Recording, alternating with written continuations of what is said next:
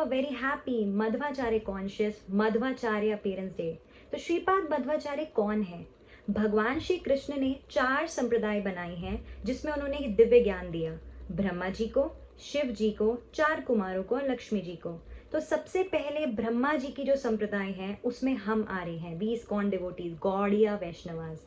तो ब्रह्मा जी ज्ञान देते हैं मध्वाचार्य को, and down to that Lord Chaitanya, and this way we get divine knowledge via Srila Prabhupada ji and present acharya vrinda. तो क्या जरूरत पड़ी थी मध्वाचार्य के प्राकट्य की? तो हमने देखा कि सबसे पहले भगवान बुद्ध आए थे, क्योंकि मनुष्य कलयुग जैसे जैसे ग्रो करने लगा, पशु के भांति कार्य करने लगा था। तो इस सब को रोकने के लिए बुद्ध आए और उन्होंने क्या प्रोपगेट किया? अहिंसा परमो धर्म। इस तरह से उन्होंने वेदास को हटाया, क्योंकि वेदों के कुछ सेक्शन में आता है कि हम पशु की बलि दे सकते हैं। तो इस सबको रोकने के लिए उनको वेदों को हटाना पड़ा। Then came Shankaracharya. वो क्या देकर गए? मायावाद प्रचार करके गए। वेदों को वापस लेकर आए और उन्होंने बताया कि जीव और भगवान एक हैं, जीव और प्रकृति एक है, और इस तरह से हम इस शरीर के बाद हम स्वयं भगवान बन सकते हैं। अब इसको रोकने के लिए रामानुजाचार्य आए जिन्होंने शुद्ध अद्वैतवाद दिया। देन केम मध्वाचार्य जिन्होंने बताया कि जीव और भगवान अलग अलग हैं और शुद्ध द्वैतवाद की philosophy the. So this way Madhvacharya descended. अब मध्वाचार्य कौन है? भगवान की लीलाओं में ये मध्वा गोपी हैं और ये प्राण वायु है। प्राण वायु जो भगवान विष्णु वैकुंठों में इनहेल करते हैं सांस को, दैट इज श्वास को जो इनहेल करते हैं, दैट इज मध्वाचार्य। ये भीमसेन, वायुदेव और हनुमान जी का कंबाइंड इनकारनेशन है। So that is the glory of Shripad Madhvacharya. तो वेदवती और मध्यगेह भट्ट, इनकी कोई भी संतान नहीं थी, तो उन्होंने भगवान अनंत शेष की 12 साल तक वर्शिप करी और उनको पुत्र रूप में मध्वाचार्य प्रकट हुए। तो 1238 विजयदशमी के दिन मध्वाचार्य का प्राकट्य होता है। इनके माता पिता धनुष तीर्थ पजक क्षेत्र के पास रहते हैं। ये वही मध्वाचार्य हैं जो त्रेता युग में हनुमान जी के रूप में आए, द्वापर में एज भीमसेन, एंड इन कलयुग ही केम एज मध्वाचार्य। मध्वाचार्य बचपन से ही बहुत अद्भुत बालक थे। तो जब महज वो 3 वर्ष के थे, उन्होंने देखा उनके पिता बहुत दुखी थे, क्योंकि रोज एक रिच मर्चेंट आता है और उनके पिता से लक्ष्मी मांगता है, जो कि उनके पिता ने बुल खरीदने के लिए ली थी। पर उनके पिता के पास अब देने के लिए कुछ भी नहीं था। तो वो रिच मर्चेंट को रोज उनका दुर्व्यवहार को सहते थे और बहुत दुखी थे। तो श्रीपाद मध्वाचार्य ने रिच मर्चेंट को इमली के बीज दिए और वो वैसे ही उसी वक्त वो सोने के सिक्कों में बदल गए। इस प्रकार उन्होंने अपने पिता का ऋण चुकाया। तो श्रीपाद मध्वाचार्य जब 5 वर्ष की आयु के थे, उनको पता चला कि एक निकट के गांव में एक स्कॉलर आया हुआ है जो कि भक्ति के विपरीत प्रचार कर रहा है, जिसका नाम है शिवा। तो श्रीपाद मध्वाचार्य वहां जाते हैं, पूरी ग्राम की सभा के बीच में खड़े होके भक्ति का ज्ञान देना शुरू करते हैं। और जब वो गुरुकुल में जाते थे, उन्होंने सबको भक्ति बांटी और अपने गुरु को एज अ गुरु दक्षिणा उन्होंने भक्ति दिया। तो दैट इज श्रीपाद मध्वाचार्य। तो जब श्रीपाद मध्वाचार्य 11 वर्ष की आयु के थे, तो वो सन्यास लेना चाहते थे, मगर उनके माता पिता चाहते थे कि वो घर पे रहकर ही भक्ति करें। तो श्रीपाद मध्वाचार्य अपने माता पिता को कहते हैं, मुझे जाने दीजिए और मेरे जाने के साथ आपको एक बहुत ही अच्छे पुत्र की प्राप्ति होगी। और वो आश्वासन देते हैं कि अगर अगली सुबह एक जो पास में तालाब है, इसमें वृक्ष और फल लगे, तो आप समझ जाइएगा जो मैं कह रहा हूँ वो सच होगा। तो नेक्स्ट मॉर्निंग जब वो उठते हैं तो वो देखते हैं पास के तालाब में एक बहुत सुंदर वृक्ष और उस पर फल लग जाते हैं। तो इस तरह से उनके माता पिता उनको अलाउ करते हैं संन्यास लेने जाने के लिए। एंड उनके जाते साथ ही कुछ समय बाद माता पिता को बहुत ही अच्छे पुत्र की प्राप्ति होती है। तो अब श्रीपाद मध्वाचार्य रजत पीठ नाम की जगह पे जाते हैं, जो कि अनंतेश्वर मंदिर के पास में है, और वहां पे वो गुरु स्वीकार करते हैं अच्युत प्रेक्ष को, और उनका दीक्षा का नाम पड़ता है पूर्ण प्रज्ञ। तो अब जो कि वसुदेव थे, अब वो पूर्ण प्रज्ञ नाम से जाने जाते हैं। तो अपने गुरु के साथ बहुत सारे आदान प्रदान करते हैं, अपने बहुत सारे स्पिरिचुअल क्वेश्चंस के आंसर लेते हैं। फिर उनका मन करता है एक बार कि मैं दिग्विजय टाइटल को प्राप्त करूं। दिग्विजय मतलब जो बहुत सारे स्कॉलर्स में टॉप मोस्ट है, that is a digvijay. But उनके गुरु उनसे सेपरेशन नहीं टॉलरेट कर सकते थे, तो उन्होंने उनको डिनाई किया। तो एक बार मध्वाचार्य की इच्छा होती है कि मैं जाके गंगा जी में होली पिलग्रिम्स में जाके स्नान करूं।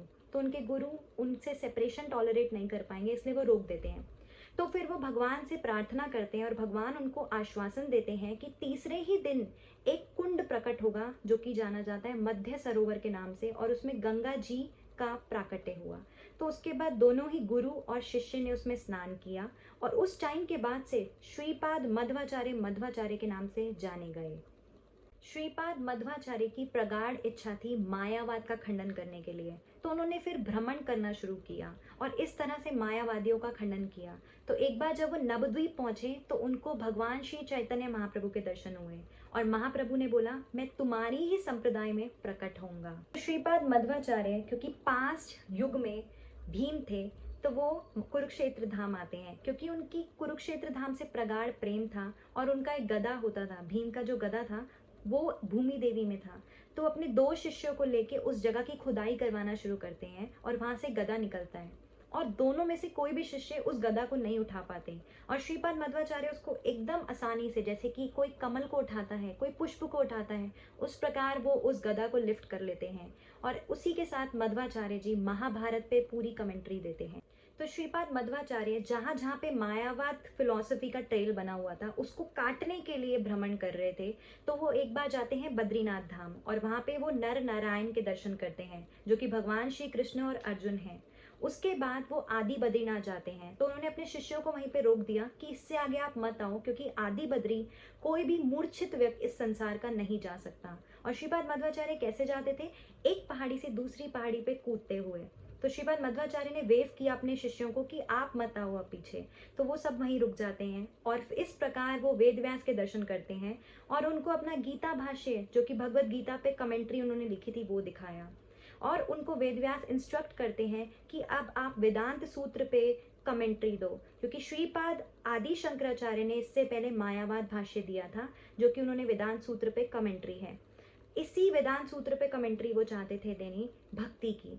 तो ये कार्य फिर अब आगे जाके मध्वाचार्य करेंगे और वेदव्यास उनको शालिग्राम शिला देते हैं भगवान विष्णु की वर्शिप करने के लिए। वेदव्यास जी से इंस्ट्रक्शंस लेने के बाद श्रीपाद मध्वाचार्य वापस से रजत तीर्थ आते हैं और वो कमेंट्रियाँ और बुक्स लिखना शुरू करते हैं और अपने शिष्यों को भी एम्पावर करते हैं कार्य करने के लिए और इस प्रकार वो बहुत प्रचार करते हैं, बहुत सारे हृदयों का परिवर्तन करते हैं और उनको भक्ति से जोड़ते हैं।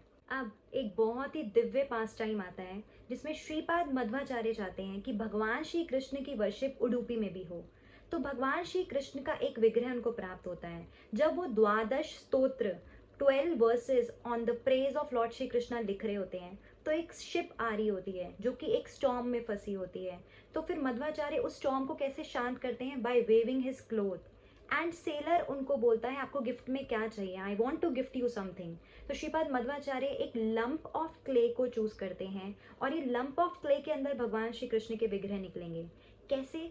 जब भगवान द्वारका में थे तो रुक्मिणी देवी ने इन विग्रहों की वर्शिप करी थी और गोपी चंदन तिलक के अंदर ये विग्रह लिपटे हुए थे। तो गोपी चंदन तिलक कैसे प्राप्त होता है?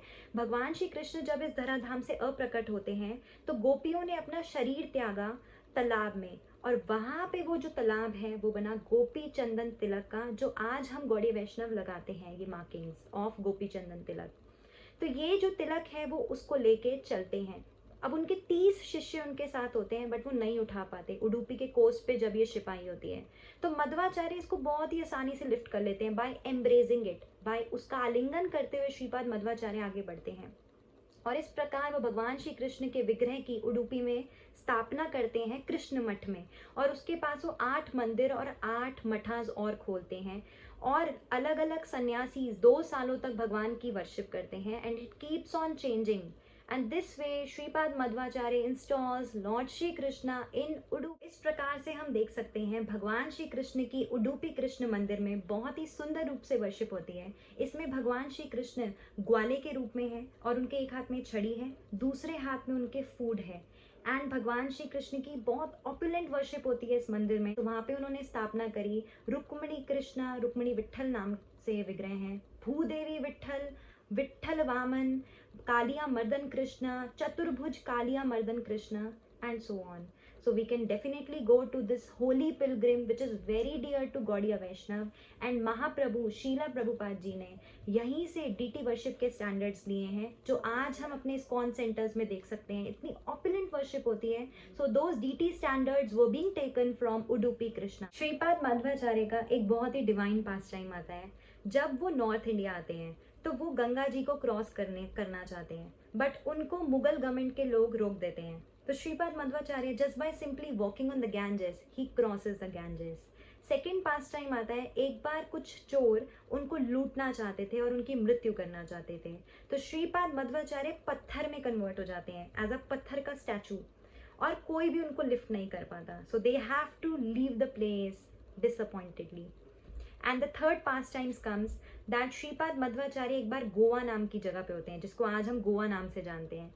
तो वहाँ पे उन्होंने भरपूर प्रसाद पा लिया होता है, क्योंकि वो भीमसेन है, वायुदेव का इनकारनेशन है। बट एक बहुत ही कोई स्वीट व्यक्ति आता है और वो श्रीपाद मध्वाचार्य को 40,000 केले और 30 पॉट ऑफ मिल्क देना चाहता है। तो Shripad Madhvacharya, seeing his beautiful soft intentions behind it, accept it and he eat the prasadam sumptuously। तो श्रीपाद मध्वाचार्य मूर्छित वृक्षों को और पौधों को भी जान दे देते थे।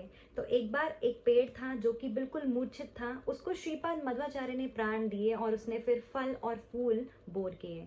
ऐसे ही एक बार एक राजा डाउट कर रहा था वैदिक मंत्रों के उच्चारण पे और वैदिक मंत्रों की पोटेंसी पे। तो श्रीपाद मध्वाचार्य ने एक सीड लिया और वैदिक मंत्रों का उच्चारण किया। उसके बाद उसको उन्होंने बोया, बोने के साथ ही वो वृक्ष में कन्वर्ट हो गया और उसने फिर फल और फूलों को बोर किया।